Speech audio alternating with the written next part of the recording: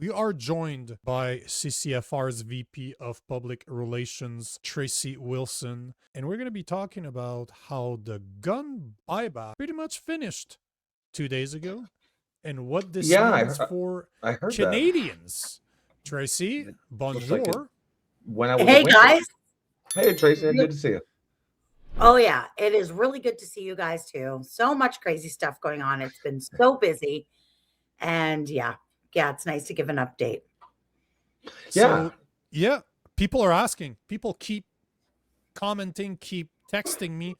It's one of my buddies yesterday. He's like, hey, what's happening with this and this? I'm like, okay, I'm going to reach out to Tracy. I get it. Yeah. He was basically telling me it was time. It was time for you to come back. So let's start at the beginning. The gun buyback portion of the gun grab has ended. It was March 31st, so 2 days ago. Give us an update. What's the final results of participation? Well, you will remember that we talked about this before, and there's about 2 million firearms affected by the Liberal government's ban since May of 2020. And they had cobbled together this crazy buyback scam of a program where, compensation is not guaranteed. They were giving these wild estimates, like a $4,000 H&K. They were offering $2 for it. It was like the worst mess you've ever seen. Deployed soldiers being gone the entire time this thing is launched and being left out of it. We heard, actually, I did an interview the other night with CBC, and they spoke to somebody who's actually an executor to a will. So he inherited one of these firearms. Well, those people can't participate either. So he's stuck with this gun that he inherited. He didn't actually want it, but he can't participate either. Anyways, this thing was just wrought with errors, no callbacks from the center. In any event, Gun Grab Gary had said that he would pay for around 136,000 firearms out of an estimated 2 million impacted. And of course, we've got the numbers now, and I think it ended up at 67,000 firearms declared. Now, don't forget, not a single firearm has been confiscated yet. Those are just people going into the portal and declaring them. And our number one mission right now is to get people who have declared them to now withdraw so that we can shrink those numbers back down and completely humiliate them.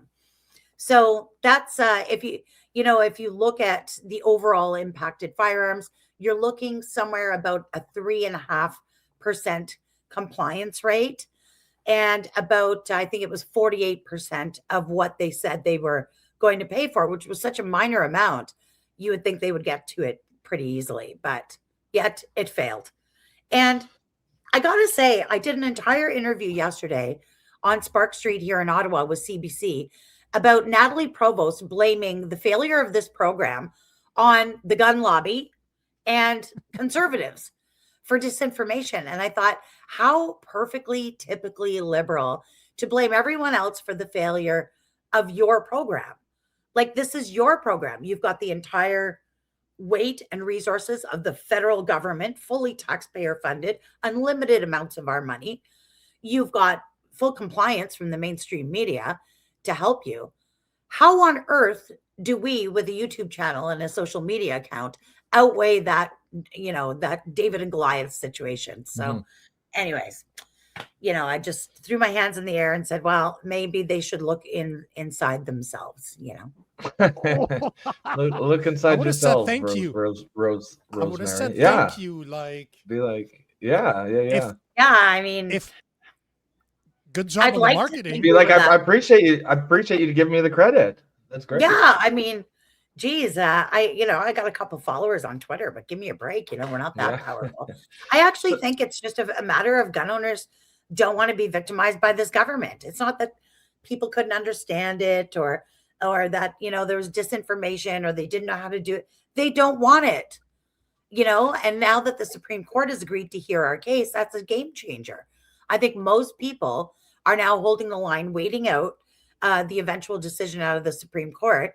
And those people who got scared, and they get beat up on social media. And I'm not here to beat up on people who got these threatening emails from the government. It's scary, right? You don't want to go to prison. You don't want to lose your firearm license. A lot of us are parents, grandparents, professionals, whatever. You don't want to ruin your life over your hobby. But at the same time, I think a lot of those people are sort of regretting it. So I have had a steady stream of emails and phone calls from people who have withdrawn and told me how easy it was. A simple phone call to the program, tell them you want to withdraw, and that's it. You're out. So Now, Tracey, they can officially withdraw, but like, we don't really think that information's not going to remain somewhere, do we? oh, of course. Yeah, of course. The government has that information now. And if you were one of the people like me, I've got some that they know about. I've got a couple of AR-15s. They were previously restricted and therefore registered. So the government knows I got them. And then I got a whole bunch of other ones that they have no idea what I've got, right? And that's the entire reason for the portal existing, is so that you can go and self-report on yourself to the government. The entire program relies on gun owners turning themselves in. So it's sort of set up for failure. Now, some people did that, sure. And now the government knows that you have those other ones too. And that's a bad thing. But at the same rate, it's still no reason to comply with this program. So yeah, not a single person's been paid and not a single gun's been picked up. That's where it stands. Wow. You said something that I think is worth exploring a bit more, and that's kind of one of the problems that I have with the average gun owner out there is they see gun ownership as a hobby. I Yeah. never have. No, me I've neither. seen this as a right from God to have the tools I need to survive. Because if the economy continues going down the drain like it is right now, people will have to start hunting for their food. Like, people think this is crazy what I'm saying, but if you can't afford food, what are you gonna do? People are gonna find ways. If you live in the Well- woods, guess what? I lived in the woods for years, and I don't care what people have to say. Hunting is right there.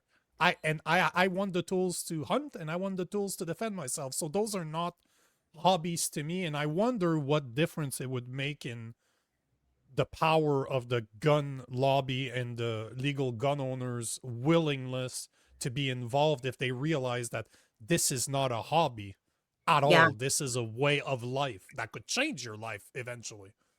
Well, and in the eventual situation, if there's some sort of economic collapse or, some other thing that goes on, it's not just your ability to hunt, it's also your ability to protect yourself, right? You have to think about it.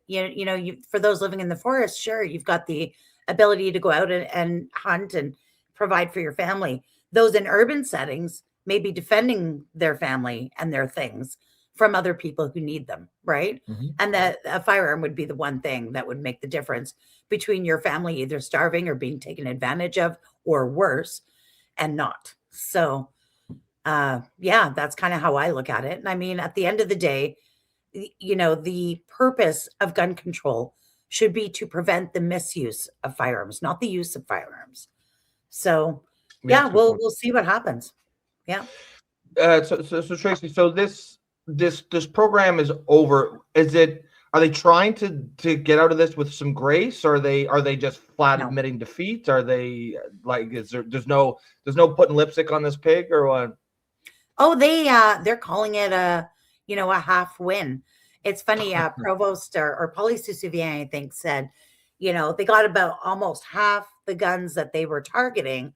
So it's a glass half full situation. And I laughed because, they got, under half. So that's misinformation, but they got half of the guns they said they would compensate for, not half of the guns that are affected. That would be a million firearms. This is such an astronomical failure that they're willing to say anything to save grace. And their idea is to plow ahead with it, regardless of that. And I think, we're in a standoff now with the government because over the next coming weeks and months, they'll be looking to find a way to actually come and collect them now from those people that did do declarations. The rest of us who did not, that's it. We won't hear from them. But those who filled out declarations will now be contacted for an appointment to either turn in their firearms or to have someone pick them up. The government has very limited options on who can come and pick these up because, of course, law enforcement agencies across the country have refused to do it. So they're talking about using RCMP reservists And I mean, the average age of an RCMP reservist, and I mean, I know lots of these guys, they're great guys, is 71. I actually spoke to a very senior, yeah. So it's going to be like the grandpa gun squad, you know. I don't know. I was talking to an RCMP officer this morning, very senior, very long time serving RCMP officer. And he told me that not just this gun grab, but you go all the way back to the days of Allen Rock and the money and time and effort wasted on the long gun registry and, you know, gun control and gun bans and all the things up to this date. And he said the number of lives that this program, these programs, and this waste of effort and resources has cost is immeasurable. And it's funny because I watched a video once where the anti-gun lobbyists at Police Souviens were sitting around patting each other on the back for all the, you know, pretend lives that they've saved. That is, you know, they have no evidence of that. They have nothing to prove that. And here I've got a very senior RCMP officer who's worked in homicide, worked solving murders and doing all this stuff, saying that this gun control and these gun bans actually cost Canadian lives. People have died because of the reallocation of resources away from combating crime. Mind blown. Like, Wow. yeah. That's a good point. That's a very, very good point. And, you know, just up to now, at least, you can correct me if my estimates are too low right now, but we're talking over $800 million have been spent on this gun grab right now. And the number that they keep on using, the 50% half glass, the glass half full, is based on a number of 167,000 gun. That's the number I keep on seeing everywhere. And where did they get that number? Because I always hear your number around 2 million. So if you got 50%, you got, as you mentioned, 1 million guns. That's not what you got. No. You got something like just between 60 to 70,000. So we're still talking what, 3%? Yeah, and they got 50% of the 10% that they were hoping to get. Yeah, well, they were never willing, and that's the whole premise, right? They were never willing to treat gun owners fairly. I mean, in a normal, functioning, fair society, people who bought these firearms legally, owned them without issue for decades, if not generations, used them. We bought them in good faith. They were perfectly legal. The only thing that's changed is the government. If this was really about collecting up those firearms because they're just too dangerous for us to own suddenly, which is bullshit, but if that's what it was really about, they would say, okay, we are going to compensate everybody fully and completely. You know, they set this up for failure by making it that people just will not get paid. It says right on their website when you go to it, as soon as you click on it, compensation is not guaranteed. If this program was actually meant to grab up guns, they would just compensate you, right? If they want to build a highway through your property and tear your house down, they just have to compensate you. That, like, unfortunately, they have the ability to do that in this country, but you have to be fairly and properly compensated. It's never been about that. They admitted it. So, you know, when the other thing that I find interesting is not a single person or media or government agency out there has brought forward the actual numbers of firearms affected. And I'll tell you why. That information does exist. And Global Affairs Canada has been keeping import records for every single firearm, regardless of the classification, for 23 years. So at least going back 23 years, they know exactly how many GSG 16s were brought in, how many AR 15s were brought in, how many T97s, whatever. It's 2,500 firearm list. We know there's 90,000 AR 15s alone. So to suggest that the other 2,499 models that you banned only equal what, 40,000 guns is absolutely ridiculous. Now, the government will never come clean with these numbers. They've got them.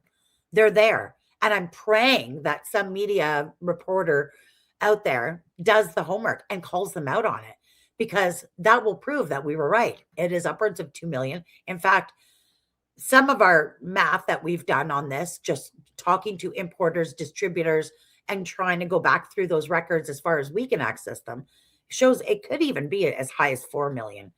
But I'm very confident saying 2 million. So, yeah, I mean, they are lowballing that number intentionally, because if they told Canadians flat out, look, we're going to ban 2 million firearms from people who've done nothing to deserve it. We're going to grab them all up, and about 136,000 will be compensated for. Everybody else gets ripped off. It's public safety. Can you imagine? They can't say that. So that's where we are. Not only that, but saying that we were able to get 60-ish thousand out of 2 million. Yeah. That's a problem, because that, Oh, yeah. again, 3%, that is not a success. I don't care how you look at it. You cannot claim this to be a success. No, absolutely not. It is a total failure. And it shows, it's funny because you'll remember just the press conference a week ago before the program ended. It was very unhinged. You had Natalie Provost up there with the minister. She's the Secretary of State for Nature. But of course, she's at every gun control announcement because that's her real job there. And she was up there with the minister and just unhinged, losing her mind. She shoved the minister out of the way to grab the mic. Like, it was the most, it was just the craziest unhinged thing I've ever seen. So wildly undisciplined for members of a federal cabinet, in government. It was nuts. And she was begging the media, please, please, please. She said, please, 8 times in a row, please stop. And basically what she was asking is stop platforming us. Stop letting the gun lobby Please get stop. interviewed for your news. And I Stop thought, doing your job. we're the only people affected by these gun ban. We represent the only people affected. And you're begging the media to deplatform us and not let us have a voice in the very thing that's happening to us. Like, absolutely nuts. And of course, they didn't listen to her at all, because I think I did 7 big mainstream media interviews yesterday. So yeah, anyways, total disaster. That's great work. Yeah, you definitely should feel proud about everything that you've done to push back against this. I remember we had Nico. What was that guy's name that we've had a few times on, the long-haired cat? You're talking about Haggins. You're talking about Blair Haggins from the NFA, vice president of the NFA. Yeah, we had him on a few weeks ago, and we had a very interesting chat about this program and how it's compensated. And he said, like you were saying, a lot of people are just not going to get paid. They don't know what they're going to get paid. And I think he said, when all's said and done, he said he'll probably spend $30,000 to $40,000 per weapon or per gun for the amount that they actually get, and something like maybe 1,000 of that 35,000 will go to the actual gun owner. The rest is in overhead, waste, bureaucracy. Because they like he said, these government lawyers, they don't work cheaply, and they've got hundreds of them. Yeah, well, if you think about it, they've allocated almost $800 million to this gun grab program, but the money pot to actually compensate firearms owners is under, I think it's under 200 million now. They keep cutting it. And actually, it was Daniel Fritter from Caliber Magazine who did some math on this, but it shows that the cost of the bureaucracy of running the program, like the government administrative cost, is twice as much as what they're paying out for gun owners. So the more money they spend on themselves and the bureaucracy and the staff and the administration and all the garbage that goes along with running this program, the less they actually have to compensate people. And the problem here is, even if, let's say you're a gun owner and you got scared and you said, okay, fine. And you declared, 2 firearms, and you're like, okay, you will wait. Somebody will contact you. And like I said, there'll be either an appointment, some kind of exchange where you'll turn in your guns. Still don't get paid then. You haven't been paid yet. You don't get paid then. You give the government your guns. They go away with them sometime later. There's no information on how long that will be. They'll contact you after processing your firearm and let you know if you're getting anything at all. And there's absolutely no appeal process. So if they come back and look at your $3,000 AR-15 and say, we're giving you $15 for that. There's crazy. Nothing you can do about it. Not a single thing. And you signed away your rights with that declaration. So it's over for you. You'll get your $15 and that's it. So that's why we're asking people like those who have declared, it's definitely not too late. Right up until the time that those guns are actually confiscated, like taken out of your hand. Right up until then, you can still withdraw your declaration. So I don't know. It's the craziest thing to me that any Canadian sitting back would support this, knowing that if they went off after criminals even a quarter as hard as they went after us, this would be a far safer country. It's just nuts. We had Daniel on the show from Caliber Magazine. Thank you for providing me with his information. And if my memory serves me right, his calculations are showing that on average, gun owners are getting about $1,800, while administrating fees are something around 23,200. Yeah. So it's not even a half. It's absolutely insane. It is literally not. I think it was 93%. I had calculated it. It was 92 or 93% of the cost is government employees. Yeah, not exactly what the gun owners are getting. Yeah. There's I got two more questions for you, and because we need to talk about your Supreme Court hearing, because that's something that could change everything. Yes. This is because, as you said, hold the line, hold the line, hold the line, and you should have t-shirts made. You probably do, but you should have 1 million of them made. But hold the line is what we should be doing, because by you guys being heard regarding the illegal ban, that overnight ban that was forced by Trudeau a few years back, like 2020. Well, it started in 2020. You guys are getting heard about that illegal portion. Was it constitutional or not? But one of the things that you're requesting is to put a stop to the gun grab while your case is heard, correct?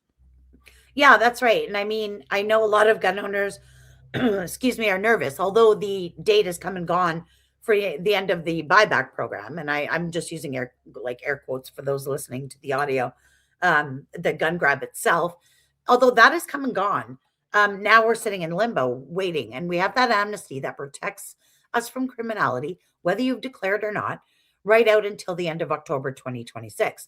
Well, the court works about the same speed as government, right? So there's a very little chance that we'll actually have an end to our case before that amnesty runs out.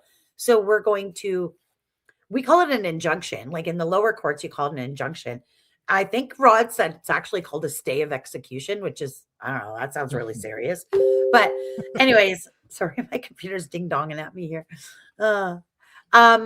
Yeah, we're going to be applying for an injunction to extend that amnesty and protect gun owners from criminality.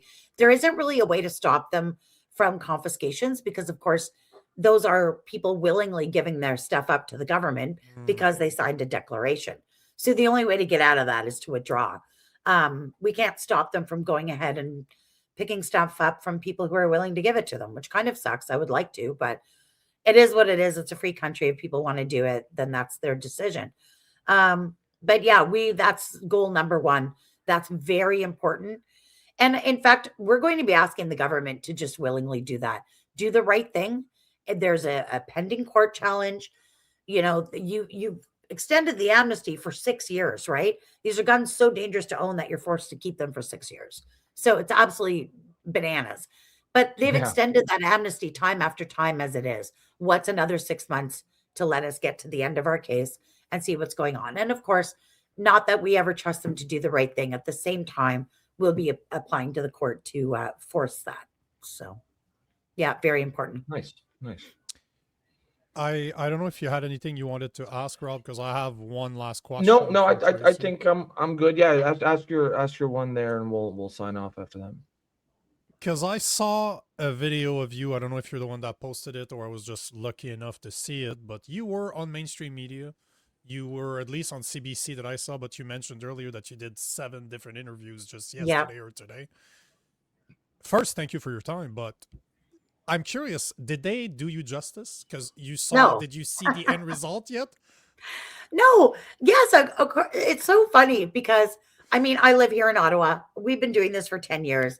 I'm down at the House of Commons all the time. I'm with the media all the time. We do press conferences. Like, we all know each other, right? And it's funny because they just call my cell and they're like, hey, do you want to come down? And well, she actually called me. I was out shopping and she's like, hey, I just wanted your reaction to what Natalie said about you, that, you know, it's due to your disinformation or whatever. And I went off on her on the phone, like, and she's like, oh, this is really good. Let's get this on video. So I ran down there and we did an interview. But it's so funny because I like to think that I interview well. I put a lot of effort into understanding my topic and and knowing it. And I go down there and I'll talk for 25, 35, 45 minutes.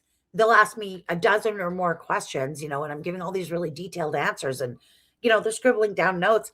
And then I'll watch the video when it comes out. And I think it was CTV the other day, literally cut my sentence before I finished it. So out of the whole interview, 35 minutes, I got one sentence, but they trimmed it off and missed the last piece that I said. And whatever. It is what it is.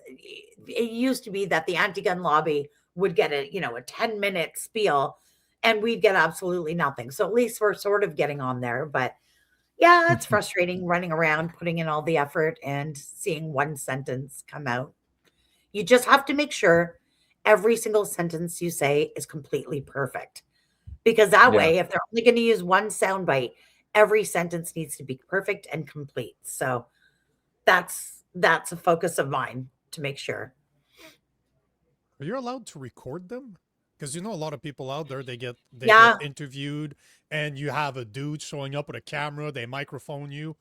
I'm going to tell you guys a funny story, and you're going to love this. So back in, when was it? Was it 2020 or 2022?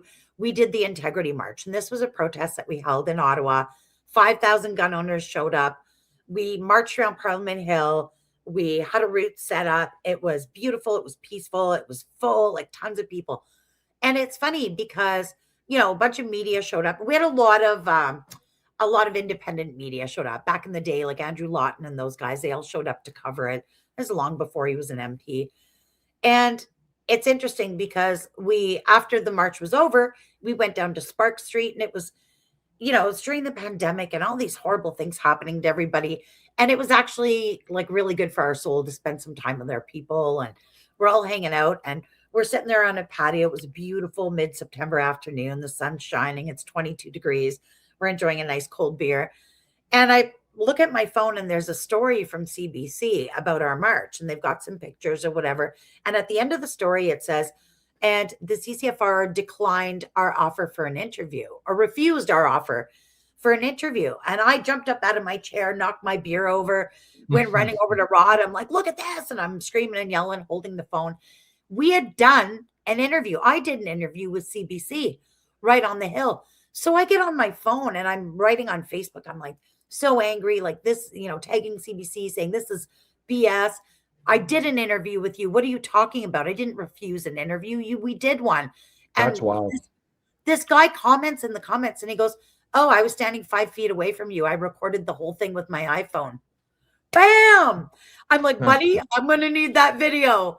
And we put it all over. We made them edit their story. And it was so funny because I was like, But how many times do you not have a guy who happened to film it, right? Like this is the shit they do all the time. I mean, most times I'm running around by myself, right? So unless I was to set up my own iPhone, and I mean, I guess I could. I'm pretty much saying the same thing to all of these interviews. So yeah, my idea is that at least they're still calling. At least they're giving us some little piece in the story. There's a few that don't. There's a reporter. I can't think of his name right now. Bronskill, I think his name is, and he never really asks us for comment. And it's frustrating because he'll write a whole story, 6 paragraphs of commentary from Polly, and not a single thing. And at the bottom, he'll put things like, "Oh, a not-for-profit group is taking it to the Supreme Court." Refusing to even mention us, those who shall not be named. Yeah, that is frustrating. Yeah, it's nuts. But it's good because you're always in high energy, you're always bubbly, you're always smiling, and that's probably the type of people they don't want as the person that represents a gun lobby. Yeah. I've never met you. Hopefully we meet in real life soon, but you're a small girl, right? You're yeah, I'm 5'2". Everyone says that when they meet me. They're like, oh, I thought you would be bigger. And I'm 5'2". I own little chihuahuas. I'm a grandma living in the suburbs. Like I'm literally a grandma in the suburbs, right? So I think people, I don't know, maybe they think I'm bigger. No, I'm just louder. But yeah, I have endless energy for this stuff because I just love my people so much, and it's just the right thing to do. Hopefully we can sneak out a win, and one day I can retire. Hopefully, I got to find some young firecracker who's ready to come and come under my wing, and I can teach them everything I know, and they can learn their own stuff. There you go. Yeah. Yeah. I like, One other thing, but I piss people off more than you do, though. I piss a lot of people off. I think if you followed my social media, and there may be people listening right now who can attest to this, if you followed my social media 10 years ago, like Rod has had to sit me down multiple times and be like, okay, Wilson, we need to talk about your behavior on social media. And even I was looking at on Canada Guns on Reddit the other day, and I was being torn to pieces for some AI picture I made for the web story about how to withdraw from the program. And I got these gun owners just eating me alive for my AI slop, and I was like, oh, I don't know. I was just trying to get the information out really quick. Like, who cares? Read the story. It's really important, right? Withdraw from the program. And this guy says, Tracey's so typical of like the Facebook boomers who love AI. And I was like laughing my head off. I'm old, but I'm not that old, So anyways, I went and I gave his comment a like. I didn't reply to him, but I was like, yeah, whatever. You can't really hurt my feelings because I don't think I have any, but yeah, it's fine. Whatever. You don't have to like me, but you will put up with me. Yeah. Well, I love it. It works better. We love that putting up you're a with you on small here, woman. Tracey. Yeah, I we got one absolutely other love having you thing. on. I want to, if you don't mind, if I can just steal a couple for it. more minutes from you guys. Yep. Go for it. So, we've been doing these rallies across the country. We did that huge one in Quebec, which was just knocked your socks off. And I got to say one thing about that. Everybody kind of picks on Quebecers, and they pick on Quebec gun owners in particular. Mhm. And I have to tell you, we've been to Cape Breton, we've been to PEI, we've been to New Brunswick, we've been all over. And we've had a couple hundred people show up every time. We go to Quebec, and I think we had like 4,000 people show up. It was insane. So kudos to Quebec gun owners because they put boots on the ground, and that is like a challenge to the rest of the country. So we've got 2 rallies coming up. I'm flying out next week to Halifax. So next Friday, April 10th, we will be in Halifax, right in front of, at the Halifax Grand Parade, which is in front of City Hall. And we're going to rally against a gun grab there because the Halifax Regional Police have signed a deal with the Liberals to confiscate guns from their law-abiding citizens, which is nuts. And then April 24th, which is a Friday, after work from 4 to 7, same hours, we're going to be in Waterloo Region because they recently signed a deal as well. And we think these good citizens of Waterloo Region should know that their police force is prioritizing confiscating guns from people who haven't committed crime instead of out there protecting their citizens and their streets. So we'll be in front of Cambridge City Hall in Waterloo Region to protest that. So I know that there's a lot of people in the GTA who could make it over to Cambridge. It's not that far. And I don't know, I'm not trying to be divisive or pit people against each other, but are we going to let Quebec show us up with their 4,000 boots on the ground? Yes. Yes. Probably. Yeah. I'm from probably. Quebec, But right? we'll You see. do realize that, right? I do know. realize I'm from Quebec. Okay. Yeah. Well, I love Quebecers. And I was like, yes, I'm on my way, Quebec. I'm coming. And just to see the massive support there, I was like, wait a minute. You got all these Western guys beating up on the Quebec gun owners, but they showed up like tenfold. So yeah, time for Ontario and for Nova Scotia to match that energy. So all the information can be found at ccfr.ca/events. It's all on there. I think it's because we have all the extremes. We have the biggest Karens in Canada, Yes. and we have the biggest gun nuts in Canada, but there's not that much far in between. It seems like. So we have too much extremes. That's the problem, I think. Well, and you know what I've realized too? Like, I don't speak French, but I am learning. I've been taking lessons and I've been putting in an effort. And so I show up in Quebec City at this rally, and with my girl Sophie Belange from the CCFR, she speaks very good French. She's probably speaks better English than I speak French, but she didn't used to. So we had a total language barrier, except we had our love language of guns.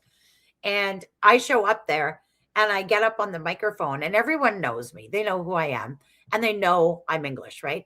Silly Anglaise. And I get up there and I'm like, Bonjour, Quebec, je t'aime. And they go nuts. Like, as long as you try, they love it, right? So, yeah, I spoke a little bit of French to them and they loved it. But, yeah. Oh, there she is. I saved girl. that from earlier. That was about half an hour ago. And Oh, I was wanted it? to make sure. Yeah, That's but you're my saying girl. Yeah. Sophie Bellin. Hi, everyone. She, Tracey, je t'aime. So there you go. That's the joke right there. like we have often said, we need a French Tracy to combat the French media and go against these anti-gunners who all speak French, right? They're all stationed in Montreal. Well, we found her and it's Sophie. So she's a little firecracker. And yeah, she was very vital in planning that massive rally. She's just awesome. I just love her so much. So yeah. Well, it seems like she feels the same way. Yes. Tracey, it's always a pleasure. Thank you for always accepting my invitation last minute too, because that happened yesterday. I really want to speak to Rod too. We need to make Rod happen because he really seems like he's the one calming you down. So Yeah. I really Oh, want to meet that guy too. He is the balance because my husband's a veteran and he always says if I didn't already have PTSD, you would give it to me. You know, I'm a lot. And Rod is like that calm, reasonable, rational guy. So yeah, I think without each other, he'd be boring and I'd be out of control. So yeah, Rod said he will come on the show. It's just he was having dental surgery today. He was having teeth extracted. So Oh Jesus! He'd rather get teeth extracted than to come on the show. Thanks, Rod. Yeah. Ouch. Ouch. Yeah, God, that's a horrible way to look at it. But yeah, no, he'll come on. I told him you guys are awesome, and yeah, he's going to make an effort to come on. Yeah, that'd be nice. Well, I appreciate your time, Tracey. Thanks you as always. Thanks for the work that you do, and anytime if you have something to put out there, unlike mainstream media, we will not cut your message to one sentence. We will let you speak for half an hour. Thank you. I always have a lot to say, so I appreciate that. I love seeing you guys. Thanks for having me on, and we'll talk again soon. That's always a pleasure, Tracey. Have a good Take night. care. Bye, guys.